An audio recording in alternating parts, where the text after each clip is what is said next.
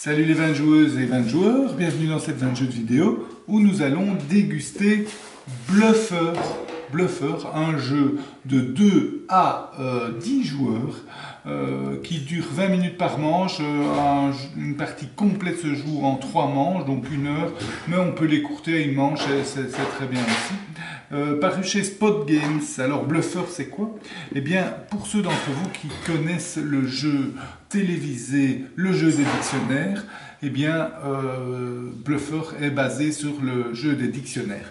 C'était quoi le jeu des dictionnaires? C'était un jeu très amusant à la télévision ou à la radio où les gens devaient essayer de trouver c'était quoi la bonne définition d'un mot en ayant une série de personnalités, souvent humoristes, qui inventaient d'autres définitions. Donc parmi toutes les définitions farfelues, de plus en plus d'ailleurs farfelues, au plus le jeu a évolué et au plus c'était comique de les écouter.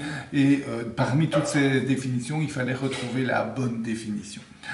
Ici, c'est un peu la même chose, sauf que ce n'est pas nécessairement un jeu de définition. Le jeu pose une question et tous les joueurs vont inventer la réponse. Et parmi ces réponses se trouvera la bonne réponse. Et les joueurs doivent essayer de retrouver la bonne réponse.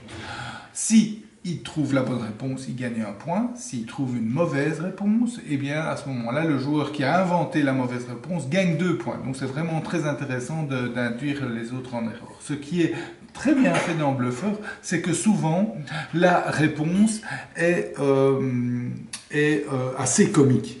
Et donc, quand vous inventez une réponse comique, ça tient plus ou moins la route. Donc, si on regarde, par exemple, les questions, hein, que désigne une pelle à cul, je peux vous laisser imaginer toutes les réponses farfelues que vous pouvez trouver. Ici, en fait, c'est une sorte de chaise de jardin. Ici, quel moyen de locomotion surprenant a utilisé un Français pour traverser le Sahara? Bien, on a eu des planches à voile, on a eu des doubles dromadaires, mais en fait, la bonne réponse était une moissonneuse-batteuse, etc. Ici, quel animal est aussi appelé le gendarme? Je vous laisse imaginer tout ce qu'on pourrait inventer comme réponse, mais ça s'appelle, c'est le hareng, etc. Donc c'est un jeu très amusant. Je peux vous dire qu'il y a pas mal de fou rire. On rigole pas mal quand on voit les inventions de chacun.